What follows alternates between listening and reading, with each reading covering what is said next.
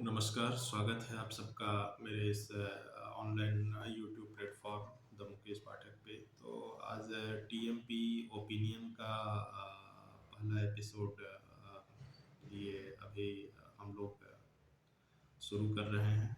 तो इसमें हम छोटी-छोटी बातों को रखेंगे जो हमें सकारात्मक दृष्टिकोण विकसित करने में सहायता करती हैं। और आज एक कविता से हम लोग शुरुआत करेंगे।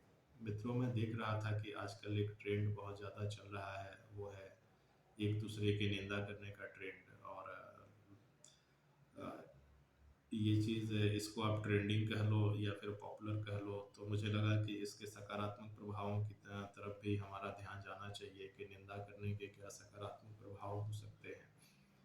तो एक छोटी-सी कविता मेरे द्वारा यहाँ पे प्रस्तुत की जा रही है। तो ये चूँकि मेरे द्वारा रचित है, तो इसकी निंदा करने का भी सारा श्रेय जो है, वो ऑब्वियसली मुझे ही जाता है। तो शुरुआत करते हैं। आओ यह मांग करें बारंबार, भारत में मिल जाए सबको निंदा करने का अधिकार। निंदा शब्द की महिमा है सबसे न्यारी, इसका आकर्षण पड़ता है बाकी सब पर भारी। निंदा रस में मगन होकर मन आनंद लेता है बार बार, आओ मिलकर मांग करें हम, निंदा करने का मिले सबको अधिकार। निंदा एक टॉनिक का काम करती है। निंदा एक टॉनिक का काम करती है, हमारे पतझड़ जीवन में बसंत भरती है। दूसरे की निंदा करने में दूसरे के निंदा करने में खुशी मिलती है अपार। भारत में मिल जाए सबको निंदा करने का अधिकार। सास की निंदा करने में बहुओं का हृदय जुड़ जाता है। बहुओं की निंदा करने से सास का दुख भाग जाता है।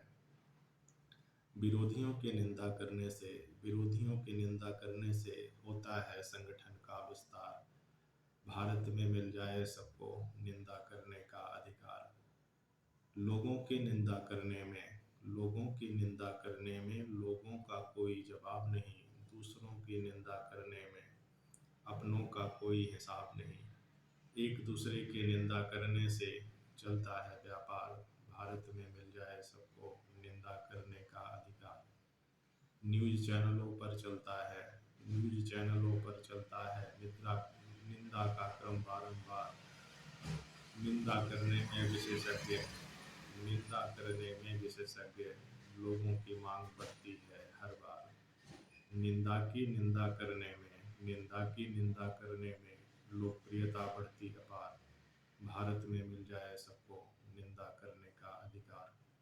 मुझे उम्मीद है कि निंदा करने के जो सकारात्मक जो पहलू हैं, तो उनकी चर्चा करने में यहाँ मैं कामयाब रहा हूँ। और स्पष्ट रूप से मेरे इस प्रयास की भी निंदा की जानी चाहिए। निंदा करने से जो सकारात्मक प्रभाव हैं, इस शो के माध्यम से, इस कविता के माध्यम से जितने भी सकारात्मक प्रभाव हैं, मुझे लगता है कि वो हम लोगों को प्राप्त होंगे। इसी के साथ मैं आज यहाँ पे यहीं पे विराम लेता हूँ।